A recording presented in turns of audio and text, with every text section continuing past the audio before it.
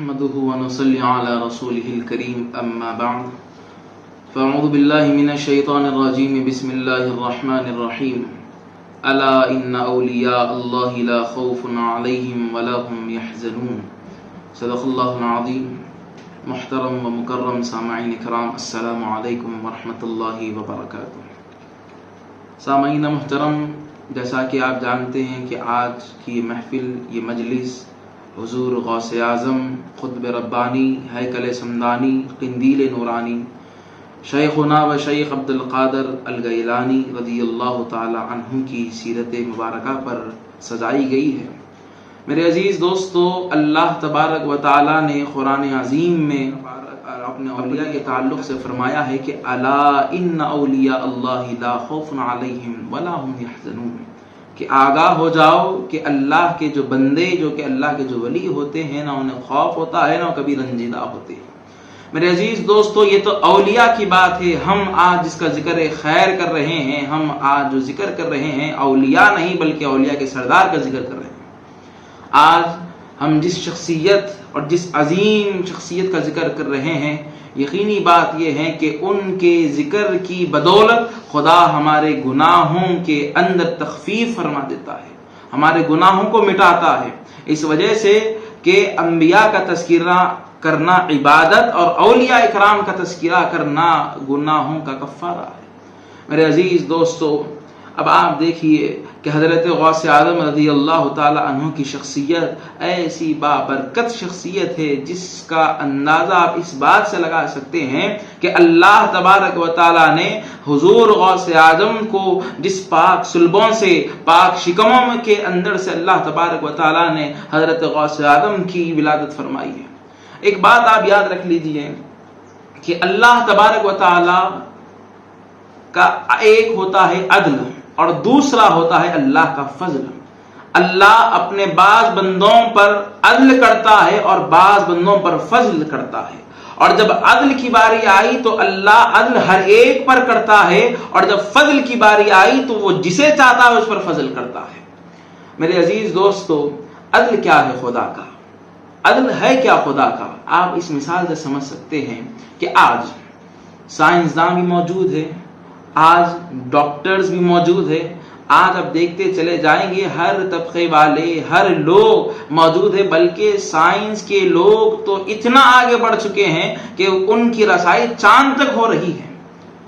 اب آپ کہیں گے سائنسداں تو کلمہ پڑھنے والے نہیں ہیں، پھر معاملہ کیا ہے؟ وہ جو سائنسداں جو آج چاند تک پہنچ رہے ہیں، جو اتنے ٹیکنالوجی میں اتنے ترقی یافتہ بن رہے ہیں، اس کا مطلب کیا ہے؟ یعنی اتنی آپ سمجھیے کہ اتنا آگے کیوں بڑھ رہے ہیں؟ یہ اللہ تبارک و تعالیٰ کا عدل ہے کہ وہ اس چیز کے پیچھے محنت کر رہے ہیں. خدا کا انصاف اور خدا کا عدل یہ ہے کہ ان کی محنت کے مطابق ان کو وہ نتیجہ عطا کرے، ان کو محنت کے مطابق وہ بدلہ عطا کرے. اگر مسلمان محنت کرتا ہے تو خدا مسلمان کو اس کی محنت کے مطابق عطا کرتا ہے، یا غیر مسلم محنت کرتا ہے تو خدا اس غیر مسلم کی محنت جو کر رہا ہے، خدا کا عدل یہ ہے کہ وہ اس کو بھی عطا کرتا ہے. لیکن خدا کا فضل کیا ہے؟ تو خدا کے فضل کے تعلق سے آیا ہے کہ جو اللہ تبارک و تعالی جو فضل فرماتا ہے ہر ایک پر نہیں فرماتا، بلکہ وہ بندوں کو چن لیتا ہے، وہ بندوں کو چن لیتا ہے، اور وہ بندے محنت کرنے سے قبل ہی خدا ان کو فضل عطا کر دیتا ہے. اب آپ دیکھیں گے حضرت غوث اعظم رضی اللہ تعالیٰ عنہ کس طریقے سے خدا نے چنا ہے. اب آپ دیکھیے حضرت غوث اعظم رضی اللہ تعالیٰ عنہ کے والد گرامی، آپ کی والدہ محترمہ،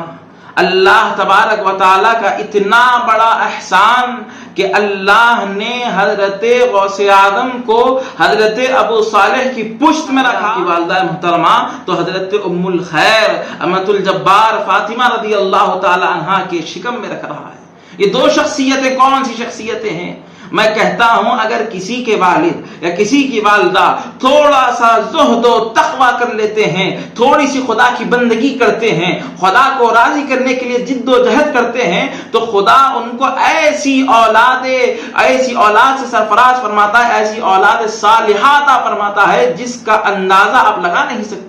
لوگوں کے درمیان ان کے چرچے ہونے لگتے ہیں کہ جو بس تھوڑی سی محنت کرتے ہیں، تھوڑا سا زہد و تقوی اختیار کرتے ہیں، خدا ایسوں کو ایسی اولاد دیتا ہے کہ پورے شہر میں، پورے علاقے میں ان کا ڈنکا بج جاتا ہے۔ لیکن یہاں پر دیکھیے کہ حضرت ابو صالح موسیٰ جنگی دوست کہ ان کے زہد و تقوی کا عالم یہ تقوی ہے کہ اس شہر میں، اس علاقے کے اندر ہر کوئی جانتا ہے، ہر کوئی مانتا ہے کہ ان سے سب کچھ ہو سکتا ہے لیکن خدا کی نافرمانی نہیں ہو سکتی ہے، ان سے ہر چیز، ہر بھلا کام ہو سکتا ہے، برا کام نہیں ہو سکتا ہے۔ اور آپ کی والدہ محترمہ کا مقام بھی مقام ہے کہ آپ کی والدہ محترمہ کے تعلق سے حضرت عبداللہ سومعی نے کیا کہا کہ اس نے نہ کبھی گناہ دیکھا، نہ کرا، نہ گناہ کی طرف قدم بڑھایا، نہ گناہ کو کرتے دیکھا، نہ کبھی گناہ کو زبان سے ادا کیا، نہ کبھی گناہ کو سنا اس نے۔ سامعین محترم، اب یہاں دیکھیے آپ حضرت ابو صالح رضی اللہ تعالی عنہ،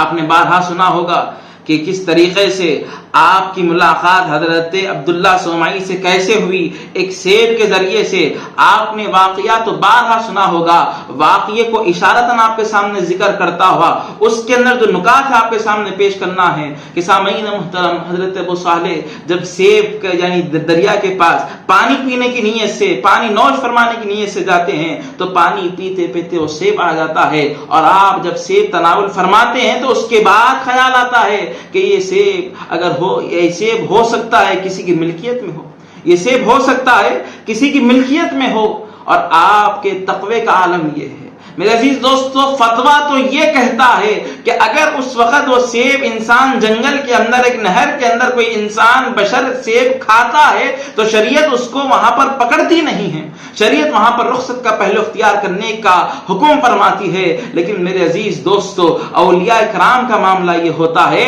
کہ اولیاء کرام رخصت کو جو اپناتے ہیں وہ عام بندے اپناتے ہیں، اولیاء کرام ہمیشہ ہر معاملے کے اندر عزیمت کے پہلو کو اپناتے ہیں، اور آپ حضرت ابو صالح نے وہاں عزیمت کے پہلو کو اپنایا اور آپ نے اس سیب کے مالک کی تلاش شروع کی، اس سیب کے مالک کی تلاش شروع کی۔ جب نہر کو آپ دیکھتے دیکھتے جا رہے کہ سیب آ کہاں سے رہا ہے، جب معلوم کیا تو پتا چلا کہ وہاں ایک دور ایک باغ نظر آ رہا ہے، باغ کے اندر ایک درخت بھی نظر آ رہا ہے جس پر سیب بھرے ہوئے ہیں اور اس کی ایک ٹہنی نہر کی طرف جھکی ہوئی ہے۔ حضرت ابو صالح سمجھ گئے ہو نہ ہو سیب آیا ہے تو اس باغ کے اندر سے، اس ٹہنی کے اوپر سے آیا ہے۔ جب حضرت ابو صالح عبداللہ سومعی کے پاس جاتے ہیں اور کہتے ہیں کہ آپ کے باغ کا ایک سیب جو کہ میں نے کھا لیا ہے، اس کی معافی چاہتا ہوں، اور اس کی معافی کا طریقہ کیا ہے، آپ کیا اس کا کوئی جرمانہ لینا چاہتے ہیں یا کچھ ملازمت لینا چاہتے ہیں، اس کا اگر آپ کچھ مجھ سے جرمانہ لے لے یا مجھے اس سیب کی معافی کر دے تو میرے لیے بہتر ہوگا۔ میرے عزیز دوستو، حضرت عبداللہ سومعی بھی کوئی معمولی نہیں تھے، بلکہ اس دور کے جتنے بڑے بڑے مشائخین تھے وہ آپ کی زیر تربیت میں تھے۔ حضرت عبداللہ سومعی اتنے بڑے، اس دور کے سب سے مشہور حضرت عبداللہ سومعی کا ڈنکا بچا ہوا تھا، اور آپ کے زیر تربیت میں تمام اس وقت کے مشائخین ہوا کرتے تھے۔ حضرت عبداللہ سومعی نے کہا ہو نہ ہو یہ بندہ اللہ کا نیک بندہ ہے، ہو نہ ہو یہ اللہ کا نیک بندہ ہے۔ اور اولیاء کرام کی ایک صفت ہوتی ہے کہ جس بندے کو جب دیکھتے ہیں اگر وہ بندہ قابلیت والا ہوتا ہے تو اس کو اس صلاحیت کے قابل بناتے ہیں۔ حضرت عبداللہ سومعی سمجھ گئے اب اس نوجوان کو تربیت کی ضرورت ہے، اس نوجوان کو تربیت کی ضرورت ہے۔ حضرت ابو صالح موسیٰ جنگی دوست فرما سکتے تھے کہ آپ کے باغ کی قیمت کیا ہے، یا اس سیب کی قیمت کیا ہے، یا اس درخت کی قیمت کیا ہے، میں ادا کر دوں گا، بلکہ دگنا اس کی قیمت دے دوں گا، آپ اس سے بری ہو سکتے تھے۔ لیکن حضرت عبداللہ سومعی نے کہا اگر تم کو اس سیب کی معافی اگر کرنا ہے، تم چاہتے ہو کہ میں معاف کروں اس سیب کا بدلہ، تو تمہیں میری دو شرطوں کو ماننا پڑے گا۔ حضرت ابو صالح موسیٰ جنگی دوست نے کہا کہ بھول سے سیب کھایا ہوں، اب اس کی معافی کروانا ہے، شاید کہ وہ جو دو شرطیں جو بھی ہوگی میں اس کو ماننے کے لیے تیار ہوں۔ جب حضرت عبداللہ سومعی نے کہا کہ پہلی شرط یہ ہے کہ 12 سال تک تم کو اس باغ کی باغبانی کرنی ہوگی، 12 سال تک اس باغ کی باغبانی کرنی ہوگی۔ میرے عزیز دوستو، 12 گھنٹے، 12 دن یا 12 ہفتے نہیں ہیں، 12 مہینے نہیں ہیں، بلکہ 12 سال۔ وہاں پر تو نسلیں تبدیل ہو جاتی ہے 12 سال کے اندر۔ لیکن حضرت عبداللہ سومعی نے کہا کہ اگر تم کو اس سیب کی معافی اگر تم چاہتے ہو کہ میں معاف کر دوں تو میری پہلی شرط یہ ہے کہ 12 سال باغ کی باغبانی کرنی ہوگی۔ حضرت ابو صالح موسیٰ زنگی دوست نے کہا کہ اب بھول ہوئی ہے، کھایا ہوں سیب، اب اس کی معافی چاہتا ہوں، یہ سیب چاہتا ہوں کہ میں معاف کروا لوں۔ تو آپ نے کہا کہ ٹھیک ہے، میں 12 سال اس باغ کی باغبانی کر لوں گا۔ سامعین محترم، شریعت اجازت دیتی ہے کہ اس وقت حضرت ابو صالح حجت کر سکتے تھے کہ میں اس سیب کی قیمت ادا کر دوں گا یا سیب کی فلاں قیمت ادا کر دوں گا، لیکن آپ حجت نہیں فرماتے، بلکہ کہا کہ مالک جو کہے گا، مالک کی جو رضا ہوگی، اس کی رضا پر میں یہ سیب اپنے اوپر معاف کرواؤں گا۔ جب 12 سال گزر جاتے ہیں، 12 سال کا طویل عرصہ گزر جاتا ہے، اس کے بعد حضرت عبداللہ صومعی رضی اللہ تعالی عنہ کے پاس حضرت ابو صالح آتے ہیں اور عرض کرتے ہیں کہ آج اب 12 سال پورے ہو رہے ہیں، 12 سال پورے ہونے آ رہے ہیں۔ تو حضرت عبداللہ صومعی نے کہا کہ 12 سال پورے ہونے آ رہے ہیں، ذرا ایک سیب تو اٹھا کر لاؤ، ایک سیب لے کر آؤ۔ جب حضرت ابو صالح سیب لے کر آتے ہیں، وہ سیب کچا ہوتا ہے۔ حضرت عبداللہ صومعی نے کہا کہ تم یہ کچا سیب لائے ہو، تم 12 سال سے باغ کی باغبانی کر رہے ہو۔ جب انسان باغ کے اندر جاتا ہے، بس ایک دفعہ اسے سمجھا دیا جائے کہ کچا سیب اور پکا سیب میں فرق کیا ہے، تو اس کو معلوم پڑ جاتا ہے۔ تم تو 12 سال سے باغبانی کر رہے ہو، کچے سیب اور پکے سیب میں فرق نہیں معلوم۔ تو حضرت ابو صالح نے کہا کہ ایک دفعہ بھول سے سیب کھایا تھا، اس کا میں 12 سال اس باغ کی باغبانی کر رہا ہوں۔ جب سے میں نے وہ سیب کھایا ہے، اس سے میں نے کبھی بھی اس سیب کے درخت کو دیکھا نہیں ہے۔ ہمیشہ گیا ہوں اس کی باغ، اس کے اوپر پانی تو دیا ہوں، لیکن اپنی نگاہوں کو اٹھا کر اس درخت کی جانب نہیں دیکھا ہوں۔ اللہ اکبر۔ کہ سامعین محترم، تقوی کا یہ عالم، مجھے نہیں معلوم کہ سیب پکا کیسا ہوتا ہے، کچا کیسا، میں بھول گیا ہوں 12 سال کے اندر سیب کی کیفیت کو۔ میرے عزیز دوستو، اب اندازہ لگا لیجئے کہ جو بس ایک بھول سے سیب کھائے ہیں، آج ہمارے معاملات کیا معاملات ہیں، آج ہمارے معاملات کیا معاملات ہیں۔ ہم کسی کے، بعض لوگ تو ایسے لوگ ہیں کہ جو کسی کا حق مار کے کھا رہے ہیں، کسی کی حرام کی کمائی کھا رہے ہیں، ذرا برابر فرق نہیں ہو رہا۔ معلوم ہے کہ حرام کی کمائی ہے، معلوم ہے کہ ہم کسی کا حق مار کے کھا رہے ہیں، پھر بھی ان کو کوئی فرق نہیں پڑ رہا ہے۔ اور پھر کہتے ہیں غوث اعظم کے چاہنے والے کہ جس غوث اعظم کے والد گرامی نے یہ امت کو درس دیا ہو، یہ سکھایا ہو کہ جو تمہارے اوپر رکھا گیا ہے، جو حلال کیا گیا ہے تم پر، وہ کھایا کرو، اور جو تم جس کے مالک ہو وہ کھایا کرو، اور جو جس کے مالک نہیں ہو تو تم اس کی چیز کو نہ چھیا کرو۔ اگر بھول ہو چکی ہے تو اس کی معافی کے جتنے ذرائع ہو سکے اس کو پورا کرو۔ حضرت عبد القادر جیلانی رضی اللہ تعالیٰ عنہ کے والد گرامی نے یہ امت کو درس دیا ہے۔ اب یہاں حضرت عبداللہ صومعی کے پاس آئے اور کہا کہ اب 12 سال ہو گئے مکمل، آپ کی پہلی شرط تھی مکمل کر دیا ہوں،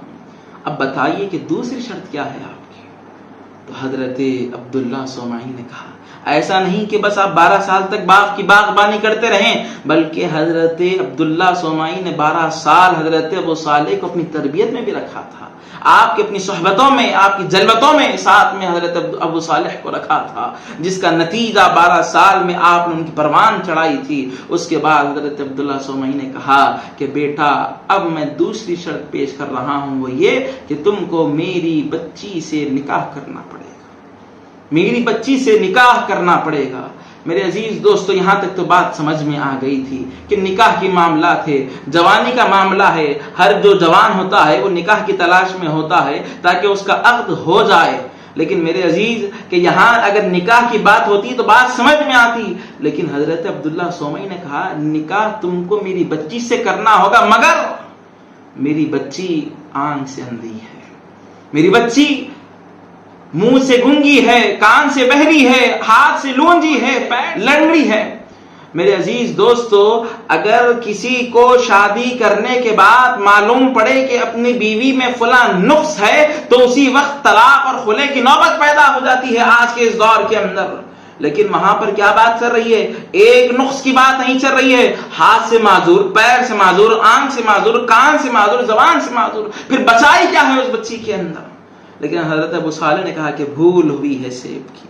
کھایا ہوں سیب بھول سے، بغیر اجازت کے کھایا ہوں۔ تو حضرت ابو صالح نے کہا کہ اب وہ شرط بھی مجھے منظور ہے، ہاں اس کے بعد آپ مجھے یہ سیب کا جو مجھ پر قرض ہے وہ آپ مجھے معاف کر دیں گے نا؟ تو حضرت عبداللہ صومعی نے کہا کہ جیسے ہی تم میری بچی سے نکاح کرو گے میں تم کو وہ معاف کر دوں گا، وہ سیب کا قرض۔ اب نکاح ہو گیا، ایسا نہیں کہ پہلے کا نکاح ایسا نہیں ہوتا تھا کہ نکاح کر لیا اس کے بعد اس بچی کو چھوڑ دیا یا خلا دے دیا، طلاق دے دیا، الگ ہو گئے، ایسا بھی مسئلہ نہیں تھا، بلکہ پہلے جب نکاح ہوتا تھا تو دوامی مسئلہ ہوتا تھا کہ بچی جس گھر میں ہو کر یعنی بہو بن کر جاتی اور جس گھر کے اندر بیوی بن کر جاتی تو گویا کہ جب تک وہ وہاں مر نہیں جاتی، جب تک اس کا وہاں سے ڈولا نہیں اڑتا، اس کے پہلے وہ کبھی ان سے الگ نہیں ہوا کرتی تھی۔ یعنی پہلے کے دور میں ایسا دوامی رشتہ ہوا کرتا تھا۔ آج کا دور کیسا دور ہے کہ نکاح ہو رہا ہے، 6 مہینے میں اطلاع طلاق ہو گیا، خلا ہو گیا، دونوں الگ ہو گئے۔ نکاح تو بڑی دھوم دھام سے کیا ہے، بڑے شور شرابے کے ساتھ حرام کاموں کو اس کے اندر شامل کرتے ہوئے کیا، لیکن پھر اطلاع کیا آئی کہ 6 مہینے کے بعد۔ بلکہ میں نے یہاں تک بھی سنا ہے اپنوں میں، یعنی اپنے جو لوگ ہیں مسلین ہیں، جتنے نماز پڑھنے والے جب آتے ہیں وہ کہتے ہیں کہ مل صاحب ہماری بیٹی کی شادی ہوئی تھی، ہمارے بچے کی شادی ہوئی تھی، 1 مہینے کے بعد وہ دونوں الگ ہو گئے۔ لیکن شادی ایسی دھوم کے ساتھ شادی ہوئی ہے۔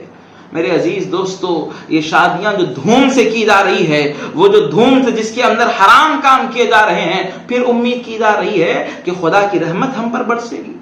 خدا کی رحمت نہیں بلکہ خدا کی لعنت برسے گی ایسے جوڑوں پر، ایسے رشتوں پر کہ جس شادیوں میں، جس نکاح میں، جس ولیموں کے اندر ایسے حرام کام کیے جاتے ہیں، جس میں ناچ گانا بجایا جاتا ہے۔ سامعین محترم، یہاں حضرت ابو صالح موسیٰ جنگی دوست کا نکاح دیکھیے، بچی تمام معاملات میں معذور، اس کے باوجود بھی حضرت ابو صالح تیار۔ نکاح تو ہو گیا، نہ آپ نے بچے کی شکل دیکھی، نہ صورت دیکھی، نہ آپ نے جاننے کی کوشش کی، نکاح کر لیا۔ جب حجرائے عروسی میں آپ تشریف لے جاتے ہیں تو کیا دیکھا کہ بچی ہاتھ سے سلامت، پیر سے سلامت، آنکھ بھی سلامت نظر آ رہی ہے، کان بھی سلامت نظر آ رہے ہیں، ہر چیز سلامت نظر آ رہی ہے۔ فوری طور پر آپ وہ حجرائے عروسی سے بھاگ کر باہر نکل گئے۔ آپ باہر نکل کر حضرت عبداللہ سمائی کے پاس جا کہنے لگے، آپ نے تو اپنی بچی کے کچھ اور اوصاف گنائے تھے اور اندر جو دیکھ رہا ہوں شاید اندر کوئی نامحرم آ گئے ہوں گے، کوئی غیر محرم اندر آ گئی ہوگی کہ جس کی وجہ سے کہ آپ نے جو اوصاف دکھائے اس کے برعکس نظر آ رہا ہے اندر۔ تو حضرت عبداللہ سومئی نے کہا کہ بابا، میں نے جو تم کو بات کہی ہے وہ بات صحیح کہی ہے، بس تم کو سمجھنے میں غلطی ہوئی ہے۔ اب آپ نے کہا کیا سمجھنے میں غلطی ہوئی؟ تو حضرت عبداللہ سومئی نے کہا بابا، آنکھ سے اندھی اس وجہ سے ہے کہ اس نے کبھی گناہ نہیں دیکھا، زبان سے گونگی اس وجہ سے ہے کہ کبھی اس نے ایسے الفاظ غلیظہ کا کبھی استعمال نہیں کیا کہ جس سے کسی کے دل کو تکلیف پہنچے،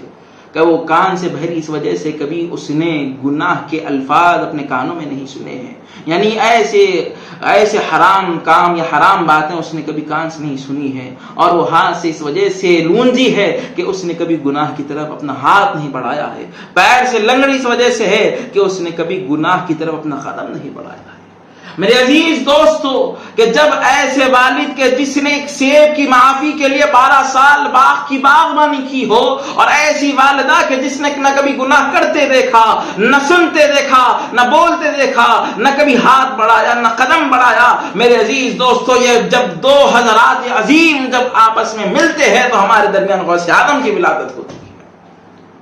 ہمارے درمیان غوث اعظم کی بعثت ہوتی ہے۔ میرے عزیز دوستو، اس وجہ سے قرآن کا ایک آپ سنے ہوں گے سورہ الرحمن میں بار بار مرج البحرین یلتقیان، مرج البحرین یلتقیان۔ سامعین محترم، یہ مثال جمتی ہے کہ جب یہ 2 سمندر آپس میں ملتے ہیں تو اس سمندر کے نیچے جب اندر جاتے ہیں تو ان کے اندر سے لؤلؤ اور مرجان نکلتے ہیں، ایسے انوکھے موتی نکلتے ہیں، دنیا میں ان کی مثل کوئی نظر نہیں آتا ہے۔ اور حضرت غوث اعظم بھی ایسے مبارک شخصیتوں سے آپ پیدا ہوئے ہیں کہ اللہ نے ان کی حفاظت، ان کو چن لیا تھا، خدا کا فضل تھا ان پر، خدا نے اس وجہ سے ان کو پہلے ہی چن لیا ہے۔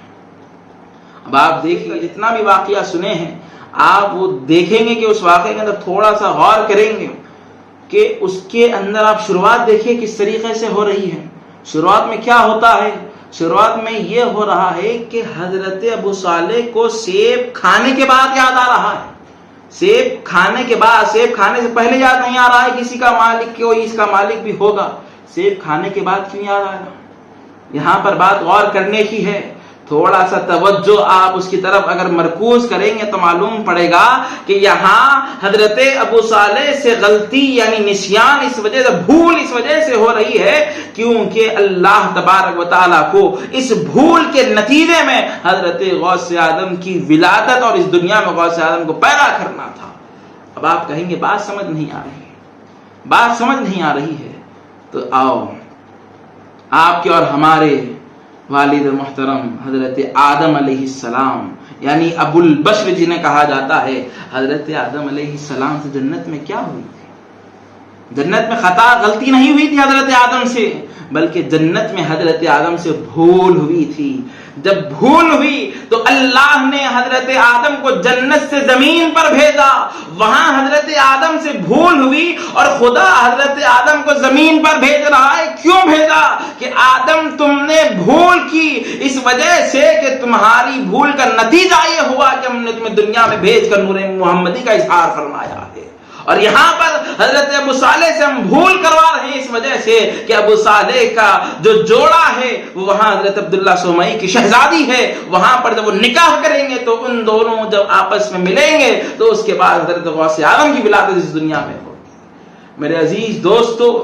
اللہ تبارک و تعالیٰ نے قرآن میں بات للطیبین والطیبون للطیبات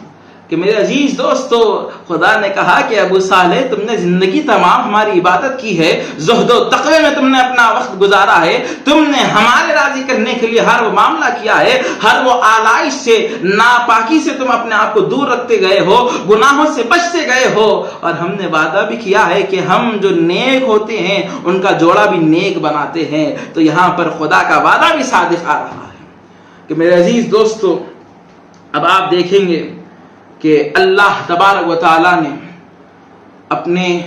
پیارے بندے ابو صالح موسیٰ جنگی دوست رحمت اللہ تعالی علیہ اور حضرت ام الخیر رحمت الجبار حضرت فاطمہ رضی اللہ تعالی عنہا کا معاملہ کہ جب غوث اعظم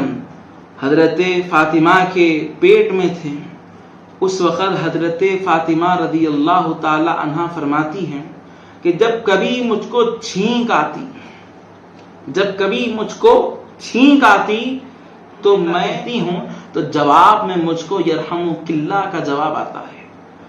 آپ نے بارہا بار غور کیا، شاید کہ یہ وہم ہوگا، جب آپ اطراف میں دیکھتی تو کوئی نظر نہیں آتا، لیکن حضرت ام الخیر دیکھتی کہ کوئی نظر نہیں آ رہا ہے لیکن جواب آ رہا ہے۔ جب کبھی چھینک آ رہی ہے الحمدللہ کہہ رہی ہے اور پھر جواب آ رہا ہے یرحمک اللہ۔ سامعین محترم، جب حضرت فاطمہ اپنے پیٹ کی طرف دیکھتی ہے اور جب چھینکتی ہے اور الحمدللہ کہتی ہے تو پیٹ سے آواز آ رہی تھی یرحمک اللہ، وہ پیٹ سے آواز آ رہی تھی۔ تو میرے عزیز دوستو، آپ کو بتانا یہ چاہتا ہوں کہ جس غوث اعظم نے اپنے ماں کے پیٹ میں رہ کر اپنے ماں کے سوال کا جواب دیا ہے، تو میں آج کہتا ہوں اے قادریوں کہ غوث اعظم اپنی قبر انور میں آرام فرما رہے ہیں، اور جب کبھی جہاں کہیں قادری غوث اعظم کو پکارتا ہے تو غوث اعظم اس کا بھی جواب دیتے ہیں۔ سامعین محترم، جب اپنی والدہ کا جواب دے رہے ہیں تو وہاں تو غوث اعظم اپنی خبر انور میں آرام فرما کر کہ ہم قادریوں کی آواز کو نہیں سنیں گے، ہم قادریوں کا جواب نہیں دیں گے۔ یقینی بات ہے کہ جو قادری ہوتا ہے اس کو چاہیے کہ قادریت پر ناز کرے۔ اسی وجہ سے کہا کہ حضرت غوث اعظم رضی اللہ تعالی عنہ کے تعلق سے غوث اعظم بمنے بے سر و ساما مددے قبلہ دی مددے کعبہ امام مددے کہ سامعین محترم، حضرت غوث اعظم اپنی والدہ ماجدہ کے پیٹ میں رہ کر جب جواب دے رہے ہیں تو ہم غلاموں کی آواز، ہم غلاموں کی پکار بھی غوث اعظم سنتے ہیں۔ سامعین محترم، اب یہ تو رہا معاملہ، اب غوث اعظم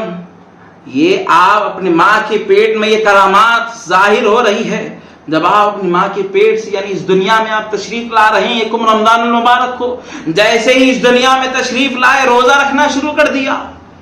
اب آپ سوچئے کسی گھر میں جب بچہ پیدا ہوتا ہے، جب بچے کی ولادت ہوتی ہے تو شروعات میں بچے کو تو میں کہتا ہوں 7 سے 10 سال تک اس کو عقل ہی نہیں آتی ہے، لیکن یہاں غوث اعظم رمضان جیسے ہی پایا، یعنی صبح سحر میں جب دودھ پی رہے ہیں تو ڈائریکٹ آپ افطار میں پھر دودھ نوش فرما رہے ہیں۔ جب والدہ کو پریشانی ہوتی ہے، ایک ہر ماں کی ایک آرزو رہتی ہے کہ بچہ اچھا سے اچھا کھائے، اچھے سے اچھا پیے تاکہ اس کی صحت بن سکے۔ ایک والدہ کو فکر لائق ہوتی ہے کہ بچہ کھا نہیں رہا ہے، پی نہیں رہا ہے، لیکن سامعین محترم والدہ سمجھ گئی یہ جو بچہ آیا ہے، یہ شہزادہ جو آیا ہے یہ ہمارا نہیں ہے بلکہ یہ فیضان آ رہا ہے، تو امام حسنین کریمین کا فیضان آ رہا ہے۔ یہ فیضان جو مل رہا ہے، بچے کی جو صفات ظاہر ہو رہے ہیں، بچے کے جو معاملات ظاہر ہو رہے ہیں، یہ معاملات کہیں سے مل رہی ہے تو نبوت کے فیض سے یہ فیض مل رہا ہے۔ سامعین محترم، اب حضرت غوث اعظم روزہ رکھ رہے ہیں۔ اب لوگ کہتے ہیں کہ غوث اعظم بچپن میں روزہ رکھتے تھے، غوث اعظم بچپن میں روزہ رکھتے تھے، یہ تم کہاں سے لائے ہو؟ کیا قرآن میں یہ چیز موجود ہے؟ کیا قرآن میں یہ چیز موجود ہے کہ بچپن میں روزہ رکھنا؟ بتاؤ قرآن کے اندر۔ میں ان کم عقلوں کو کہنا چاہتا ہوں، اگر غوث اعظم اگر قرآن سے پہلے پیدا ہوتے تو خدا قرآن کے اندر اس کا تذکرہ فرماتا۔ اس وجہ سے علماء نے کہا، ہمارے علماء نے نہیں بلکہ ان کے علماء نے خود کہا کہ جس طریقے سے حضرت لقمان کی نصیحت قرآن میں موجود ہے، اگر غوث اعظم قرآن سے پہلے پیدا فرمائے جاتے تو اللہ تبارک و تعالی حضور غوث اعظم کی نصیحتوں کو قرآن میں نقل فرماتا۔ سامعین محترم، ہم نہیں کہہ رہے ہیں یہ بات بلکہ ان کے علماء خود یہ بات کہتے ہیں۔ اب لوگ کہتے ہیں کہ قرآن میں بتاؤ۔ سب سے پہلی چیز، غوث اعظم قرآن کے بعد پیدا کیے گئے، قرآن سے پہلے نہیں پیدا کیے گئے۔ ہاں یہ بات کہہ سکتے ہو کہ یہ واقعہ نہیں، لیکن اس جیسا واقعہ بتاؤ، یہ بات تم کہہ سکتے ہو۔ مگر ان عقل کے اندھوں کو چاہیے کہ قرآن کو تو 1000 دفعہ پڑھ لیے ہیں، 1000 دفعہ قرآن کا مطالعہ تو کر دیے ہیں، لیکن میرے عزیز دوستو، کبھی اگر قرآن پڑھنا ہے عشق رسول کی نگاہ سے پڑھنا ہوگا۔ اولیاء کی محبت کو اپنے دلوں میں بسا کے جب قرآن پڑھتے ہیں تو ہر معاملات حل ہو جاتے ہیں، ہر معاملات ہمارے سامنے عیاں و بیاں ہو جاتے ہیں۔ سامعین محترم، جو لوگ کہتے ہیں کہ غوث اعظم شیر خاری کی عمر میں یعنی پیدا ہوئے تو روزہ رکھنا شروع کر دیا، تو لوگ آپ پر اعتراضات کرتے ہیں کہ تم کیسی عجیب و غریب باتیں کرتے ہیں۔ تو میں کہتا ہوں کہ جس خدا نے حضرت یوسف علیہ السلام کے دور میں حضرت یوسف پر جب الزام لگائے گئے، حضرت یوسف پر جب الزام اور بہتان بانا گیا، تو اس وقت اللہ نے کس سے گواہی دلوائی ہے؟ کیا کسی نوجوان سے گواہی دلوائی ہے، یا کسی بوڑھے سے گواہی دلوائی ہے، یا کسی بچی یا کسی عورت سے گواہی دلوائی ہے؟ تو خدا نے اس وقت گواہی دلوائی ہے تو ایک بچہ جو کہ اپنے جھولے میں جھول رہا تھا، چھوٹا سا معصوم سا بچہ تھا، اللہ نے اس کے زبان میں گویائی دی اور وہ بچہ کہا کہ یقینی بات یہ ہے کہ تم جو الزام لگا رہے ہو تمام الزام غلط ہے۔ اس بچے نے حضرت یوسف پر گواہی دی اور کہا کہ تمام الزامات جھوٹے الزامات ہیں۔ جب حضرت یوسف کی امت کے اندر ایک معصوم سا بچہ ایک نبی پر جو الزام لگایا گیا ہے اس کے معاملے کے اندر وہ بچہ گواہی دے سکتا ہے، تو اس امت کے اندر غوث اعظم بھی ہے تو شہزادہ رسول ہے، شہزادہ حسنین کریمین ہے، اگر وہ پیدا ہوتے ہیں اور روزہ رکھتے ہیں تو اس کے اندر تعجب کی بات کیسے ہے؟ اس کے اندر تعجب کی بات کیا تعجب ہے؟ میرے عزیز دوستو، یہ اعتراض جو لوگ کرتے ہیں ان کا اعتراض کرنا درست نہیں ہے، یہیں پر ان کا جواب مل گیا۔ سامعین محترم، اب آپ دیکھیں حضرت غوث اعظم رضی اللہ تعالی عنہ شکم مادر میں جب تھے اس وقت سے آپ کی کرامتوں کا ظہور ہو گیا۔ اس وجہ سے کہا جاتا ہے کہ جو بچہ، لوگ سمجھتے ہیں، والدین سمجھتے ہیں، خاص طور پر ماں سمجھتی ہے کہ بچے کی تربیت پیدا ہونے کے بعد کی جاتی ہے۔ بچے کی تربیت پیدا ہونے کے بعد نہیں، پیدا جب اس کو حمل ٹھہر جاتا ہے اسی وقت سے بچے کی نوشنما ہو جائے۔ محترم، غوث اعظم بھی آئے ہیں تو ماں کے شکم سے تربیت ہے۔ لوگ سمجھتے ہیں کہ تربیت بچے کے پیدا ہونے کے بعد کی جاتی ہے، بچے کے پیدا ہونے کے بعد نہیں کی جاتی، بلکہ جب بچہ ماں کی کوکھ میں جب وہ اس کو حمل ٹھہر جاتا ہے اسی وقت سے اس کی تربیت کی جاتی ہے، اور وہی ماں کے اوصاف اس بچے کے اندر پائے جاتے ہیں۔ سامعین محترم، اب وقت تو نکلتا جا رہا ہے، ہم غوث اعظم رضی اللہ تعالی عنہ کی جو شخصیت اور جو شان اور جو عظمت ہے وہ بارگاہ رسالت میں کس درجے پر مقبول ہے۔ آپ دیکھیں کہ حضرت غوث اعظم رضی اللہ تعالی عنہ کہ آپ کا معمول تھا کہ آپ کا جب کبھی واعظ ہوتا، جب کبھی آپ لوگوں کو جمع کر کر لوگوں کو سدھارتے، لوگوں کی دل کی کایا پلٹ جایا کرتی تھی،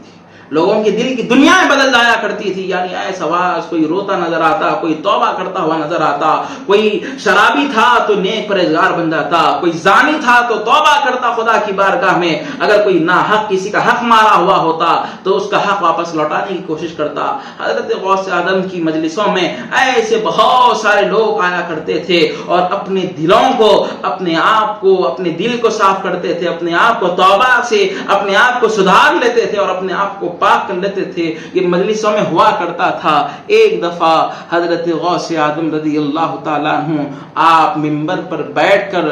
آپ اپنا واعظ فرما رہے ہیں. اکثر یہ ہوا کرتا تھا، لوگ اس مجلس میں بیٹھنے والوں نے کہا کہ ہم اکثر دیکھا کرتے کہ حضرت غوث اعظم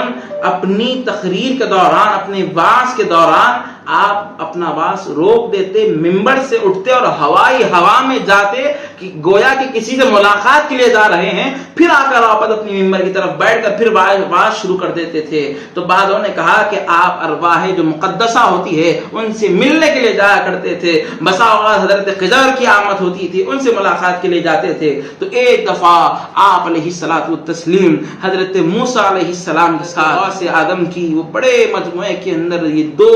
نبوت کے تاج ایسے بزرگ انبیاء آتے ہیں. جب آ کر حضرت غوث اعظم جب واعظ فرما رہتے ہیں، جیسے ہی آپ نے آپ علیہ الصلوۃ والتسلیم کو دیکھا اور حضرت موسیٰ کو دیکھا تو اپنا واعظ روک دیا اور ملاقات کرنے کے لیے اٹھ رہے تھے. تو آپ علیہ الصلوۃ والتسلیم نے کہا کہ بیٹا بیٹھ جاؤ اور اپنا خطاب جاری رکھو، اپنا آواز جاری رکھو. تو حضرت غوث اعظم نے آپ علیہ الصلوۃ والتسلیم کی فرما برداری میں وہ آواز جاری رکھا، آپ کی بات مانتے ہوئے آواز جاری رکھا. تو آپ علیہ الصلوۃ والتسلیم نے پوچھا کہ اے موسیٰ تمہاری امت تو بڑی امت ہے، یعنی بنی اسرائیل ہے تمہاری امت، جس کے اندر اولیاء کی کثرت ہوئی ہے، انبیاء کی کثرت ہوئی ہے. تمہاری جو بنی اسرائیل کی قوم ہے بہت کثرت کے ساتھ اولیاء انبیاء آئے، ذرا یہ تو بتاؤ میرا جو شہزادہ وہاں خطاب کر رہا ہے کیا تم نے اس سے بڑھ کر کسی کو دیکھا ہے؟ تو حضرت موسیٰ نے کہا کہ اے حبیب اللہ کہ میں نے اپنی امت کے اندر میں نے تمام کے تمام اولیاء کو دیکھا آئے ہیں، لیکن اے حبیب پاک کہ آپ کے شہزادی کی جو نرالی شان ہے اس طریقے سے کوئی ولی آیا نہیں ہے. سامعین محترم، حضرت موسیٰ علیہ السلام حبیب پاک سے فرما رہے ہیں بنی اسرائیل میں آئے ہیں کثرت سے اولیاء، لیکن جو شان آپ کے شہزادے میں نظر آ رہی ہے وہ شان بنی اسرائیل کے کسی ولی کے اندر نظر نہیں آ رہی ہے، بلکہ کہا ہمارے پاس بنی اسرائیل میں جتنے اولیاء آئے ان تمام میں آپ کا یہ شہزادے نے بازی مار کر آگے چلا گیا، یعنی ان تمام اولیاء پر اس نے فوقیت حاصل کر لی اور وہاں پر بازی مار. سامعین محترم، اب آپ دیکھیے کہ جس کی مجالس کے اندر آپ علیہ الصلوۃ والتسلیم آیا کرتے ہو، جس کے اوپر حضرت مولا مشکل کشا کا کرم ہو، جس کے اوپر حسنین کریمین کی رحمت کی چادر بچھی ہوئی ہو، کہ جو حضرت فاطمہ الزہرا رضی اللہ تعالی عنہا کے اندر تربیت پاتا ہو، دیکھتا ہو، تو سامعین محترم آپ بتائیے وہ غوث اعظم نہ ہو تو پھر کون ہو؟ وہ شیخ عبد القادر جیلانی نہ ہو تو پھر کون ہو؟ تو اسی وجہ سے کسی شاعر نے کیا ہی خوب کہا ہے غوث اعظم رضی اللہ تعالی عنہ کے بارے میں کہ جمال رسول خدا غوث اعظم، جمال رسول خدا غوث اعظم، جلال علی مرتضی غوث اعظم، مزاج حسین ابن زہرا کے وارث، مزاج حسین ابن زہرا کے وارث، شبیہ حسن مجتبی غوث اعظم. شاعر نے کہا کہ رسولوں کے انداز نبیوں کے تیور، رسولوں کے انداز نبیوں کے تیور، ودیت ہوئے تجھ کو یا غوث اعظم. سامعین محترم، اللہ تبارک و تعالی نے حضور غوث اعظم رضی اللہ تعالی عنہ کو بے پناہ عظمتوں سے نوازا ہے. وہ تمام شان جو حضرت غوث اعظم کو نوازی جا رہی ہے تو حسنین کریمین کے طفیل سے نوازی جا رہی ہے. آپ علیہ الصلوۃ والتسلیم کے تصدق و طفیل سے حضرت غوث اعظم کو یہ فیضان مل رہا ہے. اور اے قادریو یاد رکھو قیامت تک اگر کوئی کوئی من ہی من میں کسی کا مرید بھی نہ بنا ہو، بس من ہی من میں زبان اور دل سے یہ اقرار کرتا ہے، تصدیق کرتا ہے کہ میں یا خدا کسی کا مرید ہوا ہوں یا نہ ہوا ہوں، لیکن مجھے نسبت ہے غوث اعظم کے، تو خدا کے حبیب علیہ الصلوۃ والتسلیم کے پیارے حضور غوث اعظم رضی اللہ تعالی عنہ نے کہا کہ جو کوئی قادری ہوتا ہے، اور بعض بزرگان دین نے بھی کہا جو کوئی قادری بس زبان سے کہتا ہے کہ میں قادری ہوں، تو اللہ تبارک و تعالی بغیر توبہ کے اس سے موت عطا نہیں کرتا ہے۔ سامعین محترم، حضور غوث اعظم رضی اللہ تعالی عنہ کی سیرت مبارکہ تو بڑی ایسی آپ کی تاریخ گزری ہے کہ ایسے واقعات نمودار ہوئے۔ لوگ جو اعتراض کرتے ہیں کہ عجیب و غریب واقعات سناتے ہو، شروع میں آپ کو میں نے جو بات کہی ہے کہ ایک نافرمان ایک سائنسداں کو خدا ایسا علم دے رہا کی وجہ سے کہ وہ چاند تک رسائی کر سک رہا ہے، کہ جو خدا کا فرما بردار بھی ہو، خدا کے لیے اپنے آپ کو وقف کر دیا ہو، اپنے آپ کو خدا میں فنا کر دیا ہو، اور حبیب پاک کا لاڈلا ہو، حضرت علی کا شہزادہ ہو، حضرت فاطمہ کا لخت جگر ہو، تو خدا اس پر کتنی رحمتیں برسائے گا، کتنی کرم نوازی کرے گا کہ آپ اس سے اندازہ لگا لیں۔ کہ سامعین محترم، یقینی بات یہ ہے کہ حضرت غوث اعظم کو اللہ تبارک و تعالی نے بڑی شان و عظمت سے نوازا ہے۔ اس شعر پر میں اپنی بات کو ختم کرتا ہوں کہ حضرت کامل شتاری رحمت اللہ تعالی علیہ نے فرمایا کہ مزے کی چیز ہے کامل محبت غوث اعظم کی، مزے کی چیز ہے کامل محبت غوث اعظم کی، نہیں تو زندگی میں لطف پیدا ہو نہیں سکتا۔ اللہ تبارک و تعالی سے دعا ہے ہم تمام کو حبیب پاک علیہ الصلوۃ والتسلیم کے صدقے و طفیل سے حضور غوث اعظم رضی اللہ تعالی عنہ سے محبت اور آپ سے وابستہ رہنے کی توفیق عطا فرما۔ یا الہ العالمین، ہم تمام غوث اعظم رضی اللہ تعالی عنہ کی نصیحتوں پر عمل کرنے کی توفیق عطا فرما، آپ سے سچی پکی محبت کرنے کی توفیق عطا فرما، آمین بجاہ طہ و یاسین والحمدللہ رب العالمین۔ مبارکباد پیش کرتا ہوں میں طلباء خدیم و محبان جامعہ جدہ کو کہ جن کی یہ انتھک محنتیں ہیں اور اس کا صلہ ہے کہ آج لوگوں کے اندر چاہے وہ جدہ ہو یا آن لائن پلیٹ فارم کے ذریعے سے کہ جو لوگ دیکھ رہے ہیں اور جس سے لوگ سیکھ رہے ہیں، اپنی زندگیوں میں عمل کر رہے ہیں، اپنی زندگیوں کو بدل رہے ہیں، خدا ان کی محنتوں اور ان کی تمام انتھک محنتوں کو خدا کامیابی تک پہنچائے اور اس کے اندر برکت عطا فرمائے۔ خدا سے دعا ہے کہ ان کی یہ تمام محنتوں کو اللہ آخرت میں بھی جزائے خیر عطا کرے اور دنیا کے اندر بھی جزائے عظیم عطا فرمائے، آمین الحمدللہ۔